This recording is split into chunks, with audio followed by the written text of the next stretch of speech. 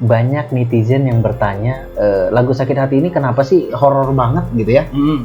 Di teman-teman, saya baru cerita pertama kali di channel manapun, baru pertama kali mungkin di channel ini, di Dunia Sakit Hati, yang sekarang viral di TikTok karena katanya bisa mengundang hal mistis.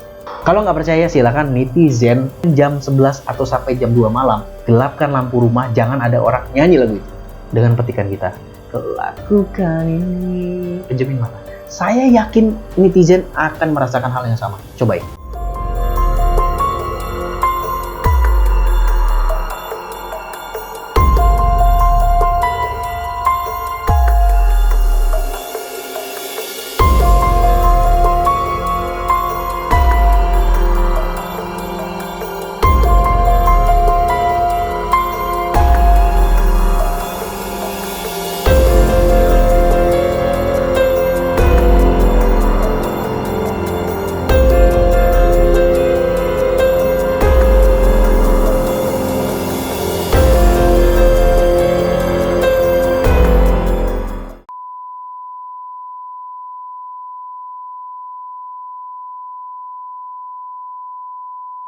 Salam Rimba.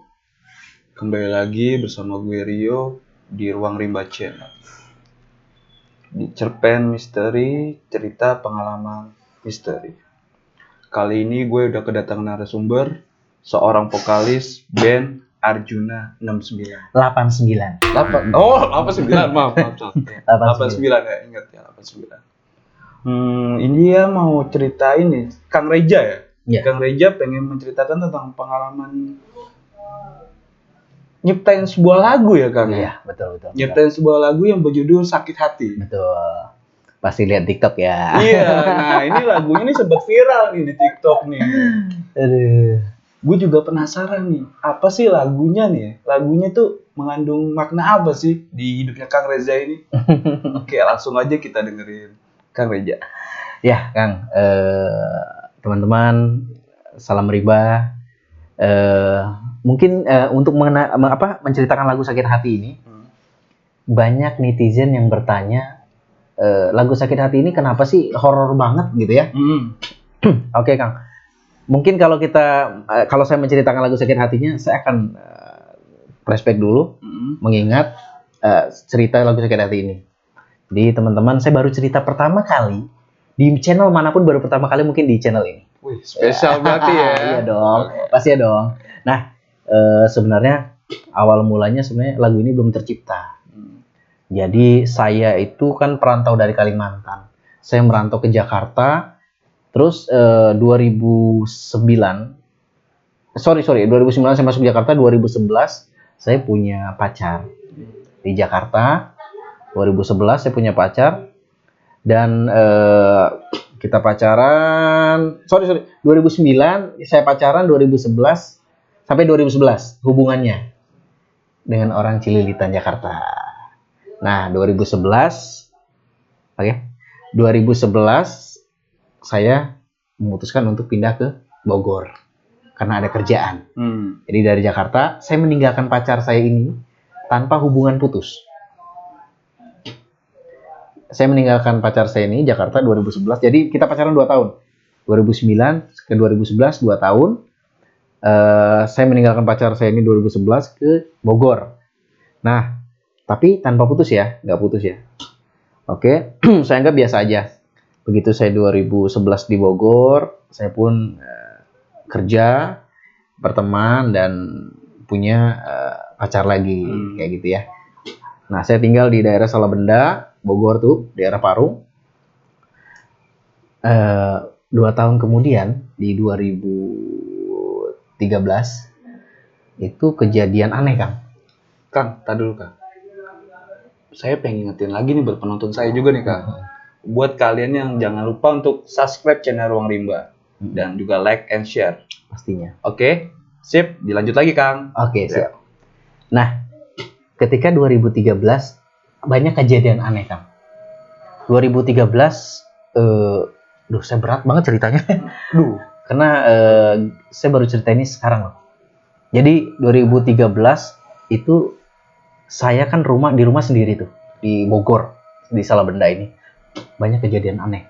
Saya sering pulang malam nyiptain lagu jam 11 malam, Itu di 2013 tuh, saya pakai motor, security di perumahan saya tuh bilang, Reza, kalau bisa jangan suka bawa cewek.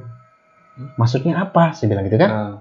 Itu kamu setiap malam bawa cewek terus pakai headdress ceweknya, kamu bonceng. Saya kaget dong ya. Saya kan sendirian gitu. Saya kan nggak bawa cewek atau apa ya gitu kan. Jadi pikiran udah harunya, kenapa nih? Terus berapa kali saya kira bercanda kan security ya. Gak lama tetangga saya ngomong, Reza kalau main ke rumah jangan bawa aneh-aneh dong. Maksudnya apa gitu kan? Iya kayak semacam kamu punya pegangan atau apa? Oh enggak, saya nggak percaya kayak gitu tuh sebenarnya. Saya nggak pernah percaya hal-hal begitu. Tapi ini berbulan-bulan orang itu selalu ngomong, setiap saya main ke rumah tetangga itu dia ngomong, Reza, kamu jangan bawa sesuatu deh ke rumah ini. Saya aneh, lambat terus berlalu begitu. Akhirnya saya bertanya pada tetangga itu, dia namanya Lucy. Saya bilang, Lus, maksud lu apa sih gini-gini? Emosi dong ya, setiap kita main kita gitu. Saya jenuh juga, apa sih? Saya nggak percaya kan? Lucy bilang, coba kamu ingat-ingat teman kamu yang suka pakai headdress kuning, agak jenong, tapi di poni rambutnya kurus. Mukanya seperti ini, dia ceritain lah. Saya mikir, maksudnya apa ya? Saya nggak sampai nggak ke situ kepikiran. Ah udahlah, saya tinggalin tetangga itu akhirnya kan, karena saya sakit hati kan, dia omongin terus begitu, dan akhirnya saya memutuskan untuk biasa aja. Terus seminggu kemudian pacar saya ini seorang Cimapar yang sekarang jadi istri saya. Nah, pacar saya ini Cimapar, dia lagi training di suatu supermarket. Saya nggak bisa sebut karena belum di endorse. jadi saya ke Jakarta untuk nemenin dia interview ke Jakarta Cililitan di 2013 ya, masih 2013 Cililitan. Karena dia itu masuknya interview jam 10 pagi, keluar sore dong. Nah saya bingung, saya ngapain kan ya sampai sore. Akhirnya saya memutuskan untuk udah antar dia. Saya keluar dari gerbang minimarket itu, saya ke rumah mantan saya lagi yang 2011. Kangen juga, rumahnya nggak jauh dari sini. Akhirnya saya coba untuk ke rumah mantan saya itu. Di jalan saya ngelihat ada tukang buah. Saya pikir saya mau beli buah kan. Saya pikir nanti aja sama dia aja, lebih mesra kayaknya mantan. Walaupun mantan tapi masih ada perasaan suka ya. Akhirnya saya ke rumah dia. Begitu sampai depan rumah dia, ibunya dan adiknya laki-laki. Dulu adiknya kecil. Begitu saya 2 tahun, dia udah mulai agak gede lah ya kan. Kena makan kan. Iya, bener-bener. Nah, begitu saya datang ke rumah dia, mantan saya itu, ibunya tiba-tiba depan pintu ngotot gini. Saya kan kaget kan. Kenapa? Apa saya punya salah? Apa saya pacarin anaknya? Saya, maaf ya, ngapa-ngapain? Atau misalkan ada apa gitu ya. Saya deketin, Bu, kenapa saya datang kok ibu melotot? Sebenarnya tiba-tiba dia meluk saya dong. Meluk sambil nangis bang. Rio. Meluk sambil nangis. Kamu kemana aja? Kamu kemana aja? Kenapa Bu? Cerita. Saya sebut namanya. Saya merinding juga yang disebut namanya. Mari datang apa?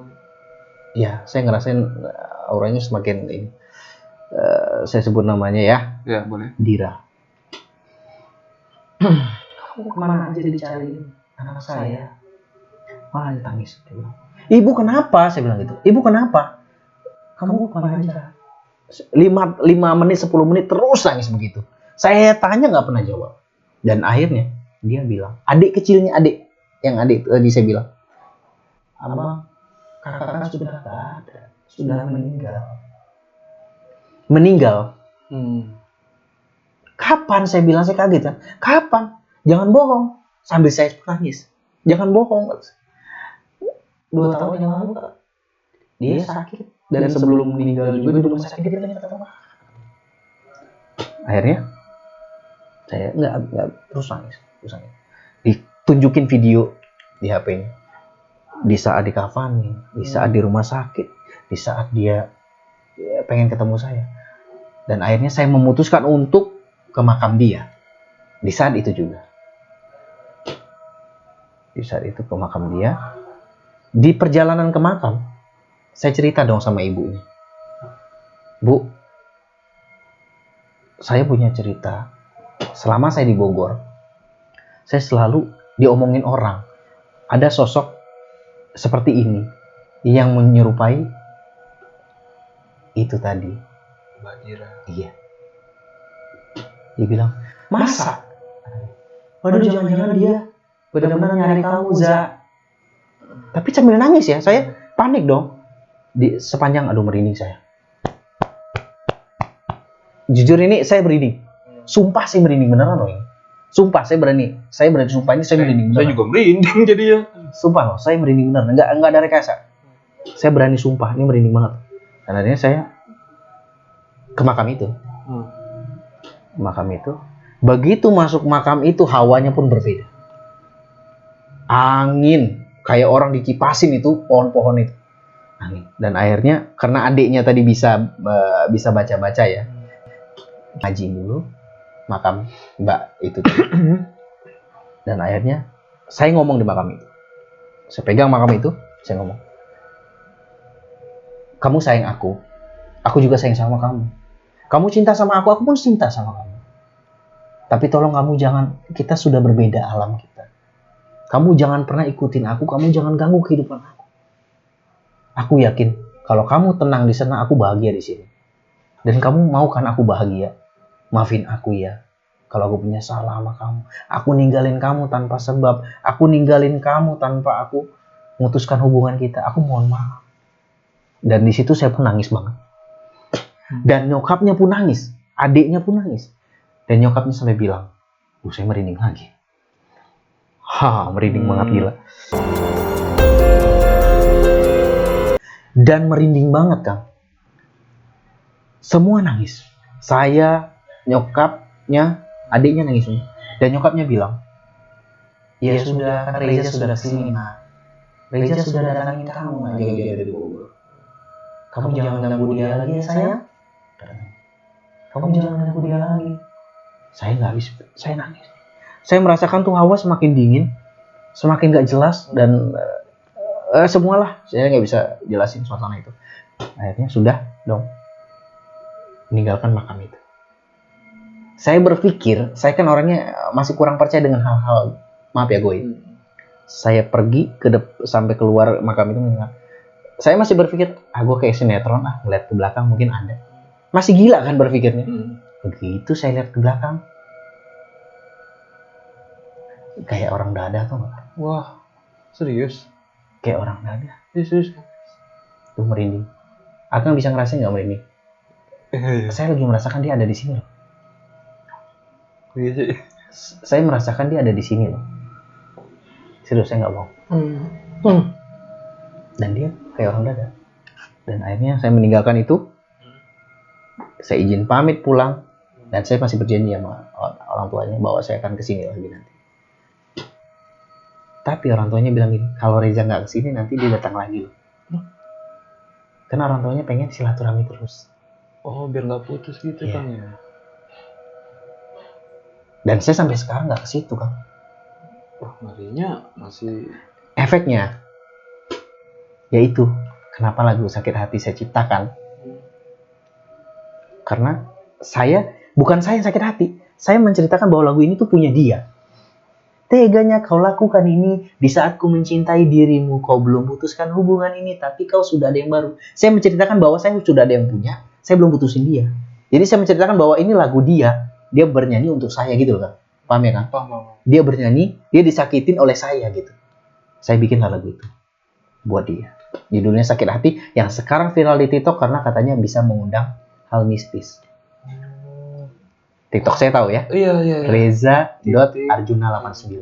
Reza.arjuna89 itu bisa dicek itu teman-teman. Pantesan banyak netizen yang bilang kenapa setiap nyanyiin lagu Sakit Hati itu kayak gimana gitu, hawanya itu beda kan? Iya, betul. Sekarang pun saya lagi di interview sama Bang Rio, saya ngerasain hal itu. Dan saya ngerasain nggak bohong, dia tuh seperti lagi melihat kita. Memperhatikan kita gitu ya. Di atas belakang. Saya nggak bohong. Waduh, ngeri juga ya kan? Dia lagi nangis sekarang. Saya nggak bisa lihat itu. Saya tuh nggak pernah bisa lihat hal begitu. Tapi saya bisa merasakan dia lagi nangis sekarang. Dia lagi di belakang kita, dia lagi nangis. Air matanya sampai di sini, Kang. Ini agak gembung. Ke sini. Mukanya saya bisa ceritain, dia lagi pakai dress putih. Kayak gaun kunti, kotor, mukanya. Pokoknya air matanya sampai sini, Kang. Air matanya di sini. Ini di belakang kita. Saya bisa rasain. Kang. Saya bisa rasain. Ini nggak bohong loh. Saya bisa rasain. Dia lagi perhatiin kita. Ini keringat banget tuh saya. Nggak ada settingan ya di sini ya. Nah, itu lagu sakit hati itu. Jadi setiap saya nyanyi lagu sakit hati sampai saat ini, saya merasakan ada dia. Bukan Akang aja yang ngerasain, netizen juga kalau nyanyi lagu itu begitu kan, Kang? Bahkan netizen yang indigo, itu katanya ada sosok itu. Tapi berubah-berubah, Kang. Wujudnya? Kadang Poci, kadang Kunti. Wah, gitu ya. Sampai saat ini. Begitu saya balik ke Bogor yang tadi cerita, saya baru tahu ternyata tetangga saya yang bilang tadi ciri-ciri khas rambut berponi, jenong. Saya baru percaya dong, dia ternyata bisa melihat hal seperti itu. Oh iya. Kalau dipikir Bang Rio, memang tahu dari mana dia. Saya punya mantan dari kecil sampai besar, ciri-ciri seperti itu. Dia nggak bakal tahu kan? Dan dia nggak kenal. Iya, nggak kenal juga. Nah tapi tahu, dan berarti nyata dong. Iya. Itu kan. Itulah kisah lagu sakit hati yang saya ceritain. Dan sampai saat ini saya belum ke rumah ibunya tadi. Saya nggak tahu ada sumpah yang tadi. Akang tahu kan? Oh, yang tadi bilang kalau misal Akang nggak silaturahmi, nanti sosok anaknya itu bakal datang nemuin Akang. Dan setiap saya nyanyi lagu itu, saya ngerasa dia ada. Aduh. Kalau nggak percaya silakan netizen. Saya ngomong ya. Silakan netizen. Namanya hal begitu nggak mungkin mau rame-rame, Kang. Netizen jam 11 atau sampai jam 2 malam. 11 sampai jam 2 malam yang saya alami ya. Gelapkan lampu rumah, jangan ada orang nyanyi lagu itu. Dengan petikan gitar. Na na na, kau lakukan ini. Penjemin mata. Saya yakin netizen akan merasakan hal yang sama. Cobain. Oke tuh buat netizen yang ditantang sama Kang Reza. Kali ada yang mau mencoba kan. Supaya bisa nanti komen aja di channel Ruang Rimba. Atau di komen di TikTok-nya Kang Reza ya. Boleh. Reza.arjuna89. Coba aja. Oke. Gini Kang, saya bukan promo. Kalau saya promo lagu saya banyak. Tapi memang lagu ini emang gitu. Karena kisahnya itu Kang Iya. yang buat lagu ini jadi agak gimana gitu. Misteri banget. Iya Kang. Saya ngerasain. Hawanya beda loh ini. Aduh. Kak. Dan saya baru cerita ini di channel ini dong. Saya juga baru tahu ternyata begitu ya kisahnya ya. Iya. Aduh. Tapi teman-teman Akang tuh yang lain pada nggak ada yang tahu dengan cerita lagu tentang sakit hati ini. Saya tuh malas sebenarnya menceritakan ini. Saya malas banget menceritakan karena akan membuat saya ingat lagi, akan membuat saya takut lagi dengan hal ini. Tapi saya harus cerita ini. Padahal saya nggak pernah cerita sebelumnya sama siapapun. Karena membuat saya ingat lagi, Kang. Membuat saya kepikiran lagi dan membuat saya takut dong. Gitu. Gitu, Kang. Kang, dan saya juga baru-baru ini, baru viral banget di TikTok. Itu saya menyanyikan lagu sakit hati ini. Dan itu ada penampakan wujud. Kelihatan Kang? Wujud kelihatan. Saya merasakan netizen yang melihat. Dan komentar banyak banget. Cek aja di TikToknya Reza.arjuna89. Itu banyak banget tentang lagu sakit hati ini. Wujud. Jadi penasaran saya nih. Maaf ya Kang, saya nggak tahu apakah itu dia. Iya. Mungkin jadi, akan berpikir itu ya. Iya, saya ngerinya sosok itu yang hadir pas Akang nyanyi. Saya nggak tahu Kang. Saya nggak tahu. Tapi saya merasakan dia lagi nangis. Waduh. Ini Akang udah membuktikan ya kalau misalnya benar-benar lagunya itu mengundang ya. Iya. Mengundang sosok itu. Iya betul. Aduh. Akang set pengalamannya sangat ini banget ya. Sangat menarik gitu loh. Yang gimana sih yang menurut saya tuh nyiptain lagu yang orangnya itu udah tidak ada dan sosoknya itu hadir ketika lagu itu dinyanyikan. Ya, dan saya ya itulah Kang cerita tadi mungkin merasakan sampai sekarang. Merasakan. Ya, betul. Nah, ini ada lagu apa lagi nih Kang? Kan Akang punya lagu Sakit Hati nih yang viral kan. Terus Ya. yang viral lagi di TikTok tuh apa Kang? Sebenarnya ada satu lagu lagi yang lebih baru lagi, yang baru-baru ini viral, itu Cinta Segitiga judulnya. Itu ada kisah misterinya juga nggak tuh? Horor-horor gitu. Ada Kang. Ada. Jujur ya, ini sebenarnya bukan gimmick ya, tapi memang benar ada. Emang ada. Memang benar ada. Oh, nanti buat di segmen selanjutnya aja kali ya. Kayaknya. Kalau misalnya netizen mau cerita tentang lagu Cinta Segitiga itu di YouTube kita gitu kan. Boleh. Komen aja komen. Kalau misalkan komen aja nanti insya Allah saya ceritain. Oke, buat di selanjutnya aja Kang ya kalau banyak yang komen gitu. Ya karena saya masih merasain hal yang tadi. Tapi di setiap lagunya Akang ciptain itu emang ada suatu kisah-kisah yang itu sebenarnya enggak. Seperti itu. Saya punya lagu tuh sebenarnya 2 album Kang. 2 album. Cuma yang saya publish beberapa lagu. Dan lagu 2 inilah yang sosoknya luar biasa di mistis itu. Oh, makanya viral di TikTok itu ya Kang ya? Ya. Energinya dahsyat banget. Netizen juga mungkin bisa menilai langsung. Yang udah nonton ini Akang ya, TikTok Akang ya. Betul. Oke Kang, sebelum kita akhirin nih. Boleh. Ini pesan-pesan Akang nih, kalau misalnya Akang pengen nyampein apa nih, entah buat tentang almarhum mantan Akang atau mau tentang ambil hikmah dari kisah ini itu apa tuh? Oke. Buat teman-teman semua, mungkin hikmahnya ya. Hikmahnya siapapun yang kita sayangin saat ini, jangan pernah kita tinggalkan tanpa status. Kalau kita sudah tidak suka, bilang tidak suka. Kita putuskan hubungan kita. Jangan pernah digantung. Kalau tidak mau dapat cerita kayak saya, itu yang pertama. Karena kita nggak tahu begitu kita gantung, apakah dia masih ada? Apa dia sudah tidak ada lagi? Kita kan nggak tahu. Kalau sudah tidak ada, siapa tahu jadi seperti saya dan mengganggu kehidupan yang kita alami sekarang. Pesan saya sih untuk dia yang mungkin lagi di belakang kita sekarang, udahlah Dira, jangan ganggu kehidupan saya sekarang. Jangan pernah wow, merinding semua. Udah, saya nggak bisa pesan.